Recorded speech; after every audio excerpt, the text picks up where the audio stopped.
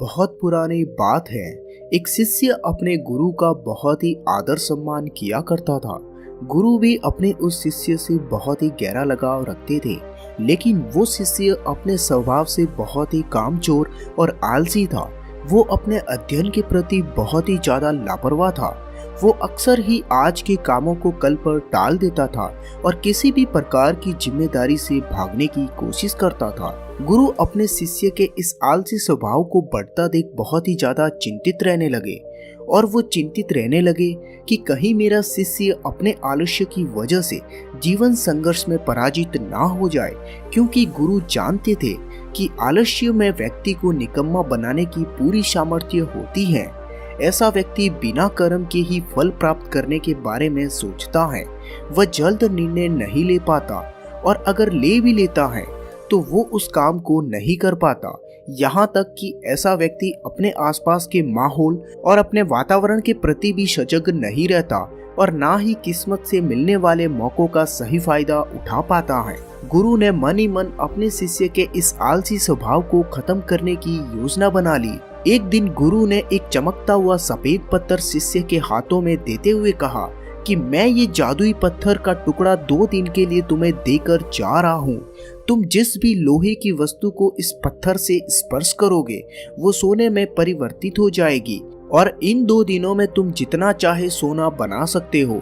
लेकिन याद रहे, दूसरे दिन सूर्यास्त होने के पश्चात ये जादुई पत्थर मैं तुमसे वापस ले लूंगा। इस अवसर को पाकर शिष्य बहुत ही ज्यादा खुश हुआ। उसकी खुशी का ठिकाना नहीं रहा, लेकिन आलसी होने के कारण वो अपना पहला दिन कल्पना करते करते ही बिता दिया कि अब उसके पास ढेर सारा सोना होगा, अब उसका जीवन कितना अच्छा होगा, वह कितना प्रसन्न, सुखी, धनी और संतुष्ट रहेगा।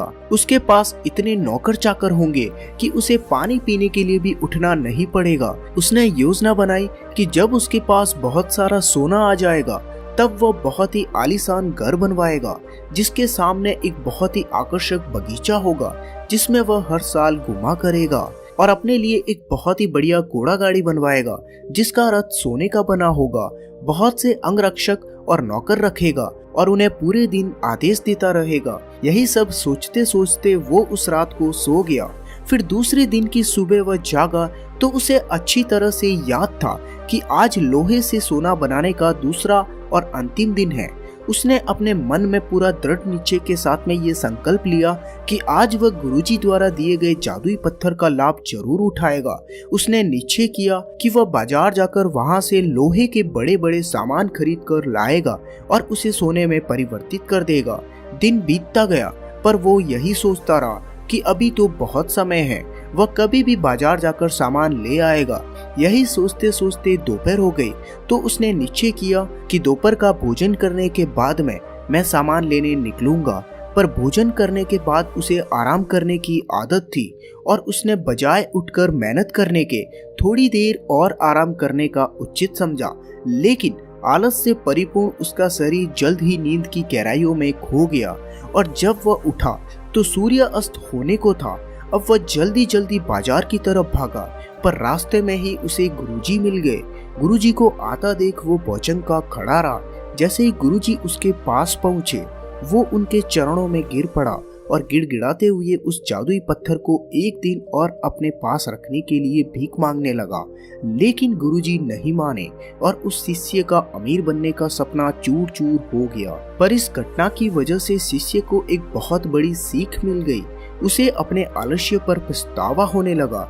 वह समझ गया कि आलस्य उसके जीवन के लिए एक अभिशाप है और उसने प्रण लिया कि अब वो कभी भी अपने काम में जी नहीं चुराएगा और एक कर्मठ, सजग और सक्रिय व्यक्ति बनकर दिखाएगा। दोस्तों, काम को टालना एक आदत है और ये आदत हम खुद डालते हैं।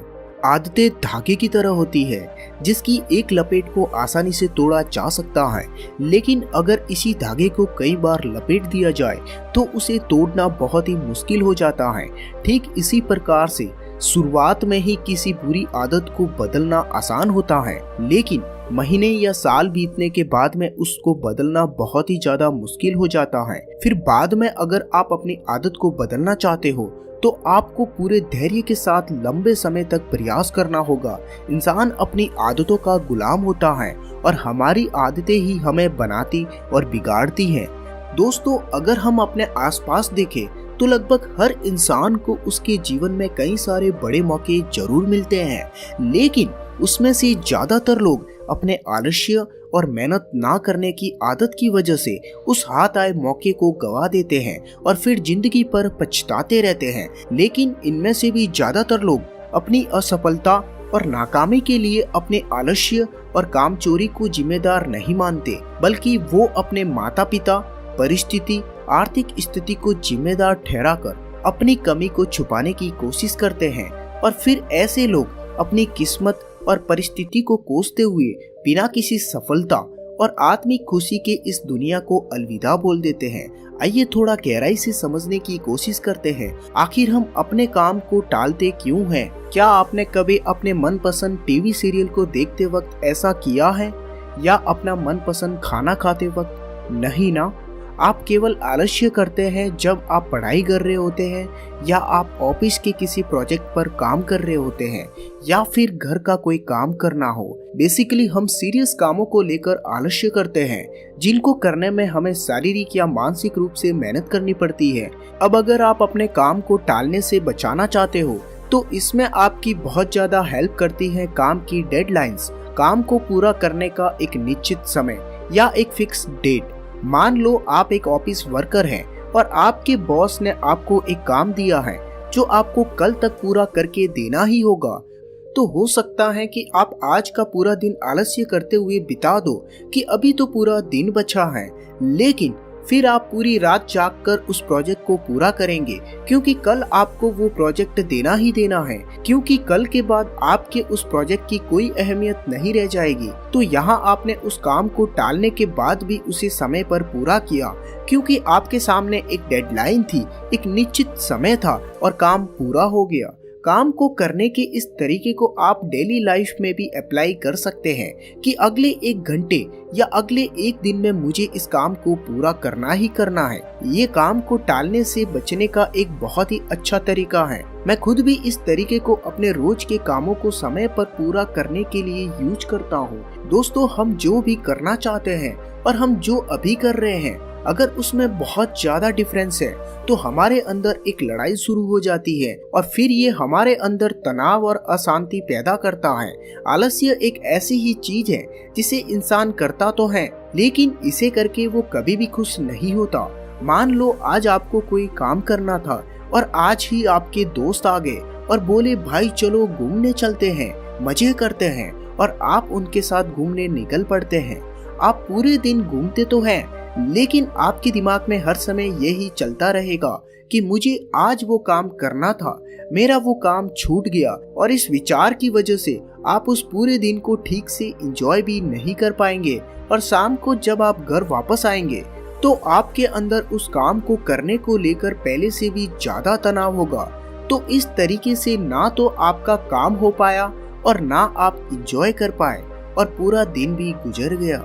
यहाँ पर सबसे अच्छा तो यही होता कि आप अपने आलस्य को ना बोल देते, पहले अपना काम करते और बाद में घूमने जाते, तो निश्चित रूप से आप ज्यादा एंजॉय भी कर पाते और तनाव मुक्त भी रहते। और आपने एक चीज और नोटिस की होगी कि काम को टालने से हमें गिल्टी फील होती है। जब काम को टालने से हमें खुशी नहीं मिलती तो आखिर हम काम को टालते क्यों हैं? इसके पीछे के 5 बड़े कारण हैं। पहला कारण, आपको जो काम करना है उस काम में जो रिजल्ट मिलेगा, अगर उसके मिलने के चांसेस बहुत कम हैं तो आप उस काम को टालने की कोशिश करेंगे, क्योंकि आपके अंदर उस काम को करने का मोटिवेशन कम हो जाता है। दूसरा कारण, ऐसा काम जो आपकी जरूरत से मैच नहीं करता या फिर आपको वह काम करना पसंद नहीं है तो आप उस काम को टालते रहेंगे। काम को टालने का तीसरा कारण, अगर आपके लिए वो काम जरूरी नहीं है या फिर उसको करने का कोई बड़ा कारण नहीं है तो आप उस काम को टालते रहोगे। चौथा कारण, अगर हमें किसी काम को करने का फायदा तुरंत मिल जाता है तो हम उस काम को करने में ज्यादा उत्साहित होंगे, बजाय उस काम को करने में जिसके फायदे हमें बहुत लंबे समय बाद मिलेंगे, और फिर हम ऐसे कामों को टालने की कोशिश करते रहेंगे। 5वां कारण, असफलता का डर। अगर किसी काम में हमारे फेल होने के चांसेस ज्यादा हैं, तब भी हम उस काम को टालने की कोशिश करते रहते हैं।